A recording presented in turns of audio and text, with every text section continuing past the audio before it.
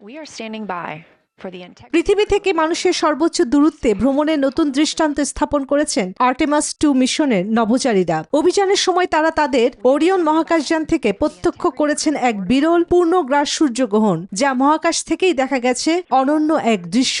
record for the farthest distance humans have ever. নাসার মিশনের commander Reid Wiseman জানিয়েছেন তারা এমন সব দৃশ্য দেখেছেন যা আগে কোনো মানুষ কখনো দেখেনি। আর ভিক্টর গ্লোবার বলেন সে অভিজ্ঞতা ভাষায় প্রকাশ করার মতো কোনো বিশেষণ নেই।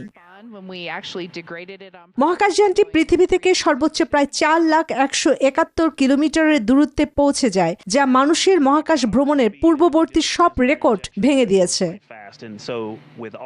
তবে অল্প সময়ের জন্য চাঁদের পেছনে অবস্থানকালে প্রায় 40 মিনিটের জন্য নাসার সঙ্গে যোগাযোগ বিচ্ছিন্ন ছিল, যা ছিল পরিকল্পিত। পুনরায় সংযোগ স্থাপনের পর আবারও স্বাভাবিক হয়ে ওঠে মিশনের কার্যক্রম।